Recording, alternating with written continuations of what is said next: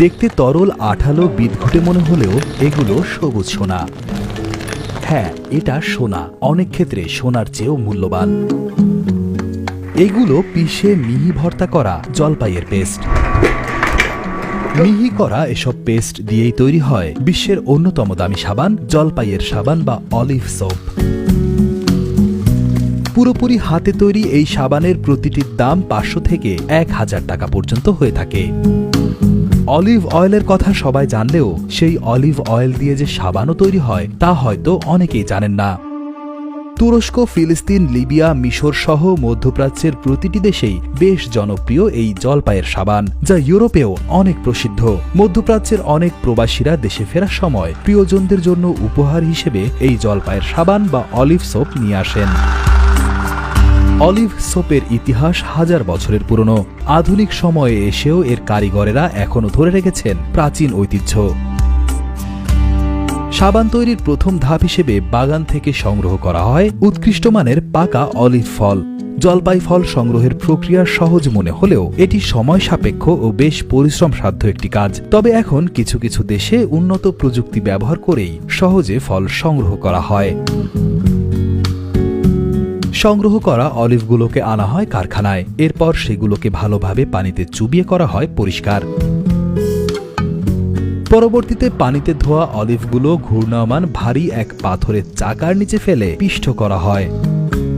Olive ফলগুলো পিষ্ট করার সময় এতে যোগ করতে হয় 30% অলিভ অয়েল। অলিভ পেস্টের সাথে অলিভ তেল মেশানোর এই প্রক্রিয়াকে সাপোনিফিকেশন বলা হয়। এই প্রক্রিয়াটি সাবানের সঠিক গঠন ও কার্যকারিতা নিশ্চিত করে। অলিভ পেস্টের সাথে অলিভ তেল ভালোভাবে মেশানো হলে প্রাকৃতিকভাবে নিয়ন্ত্রিত বিশাল এক ঘরের মেঝেতে তা ঢালা হয় শুকানোর জন্য।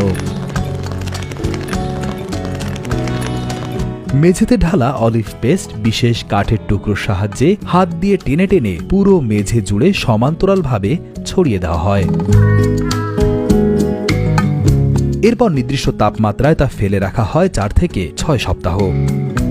দীর্ঘ এই সময়ে অলিভ পেস্ট শুকিয়ে সাবানে পরিণত হয়। মেঝেতে বিস্তৃত অলিভ সাবানের স্তরের উপর পড়ে থাকা অবাঞ্ছিত ময়লার স্তরকে কোদাল সদৃশ এক যন্ত্র দিয়ে চেঁচে ফেলে দেওয়া হয়।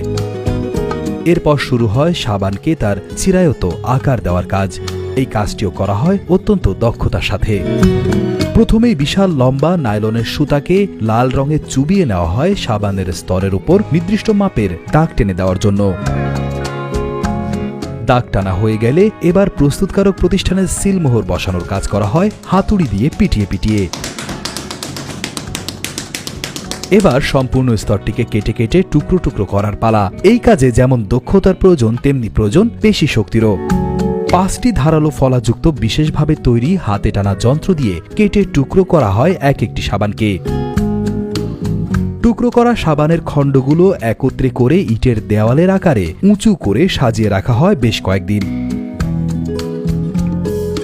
সবশেষে সাবানের খণ্ডগুলোকে গ্রাহকের কাছে পৌঁছে দিতে সুদৃশ্য মোড়কে জড়িয়ে দেওয়া হয়। অলিভ বা জলপাই মূলত ভূমধ্যসাগরীয় অঞ্চলের ফল হলেও সম্প্রতি বাণিজ্যিকভাবে বাংলাদেশের কিছু অঞ্চলে এর চাষাবাদ শুরু হয়েছে। পুরোপুরি হাতে তৈরি এই জলপাইয়ের সাবানের উপকারিতা অনেক।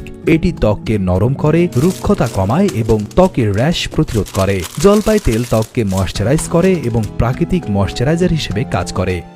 জলপাইয়ের ব্যবহার প্রাচীনকাল থেকে হয়েছে এবং এটি আজও বেশ জনপ্রিয়।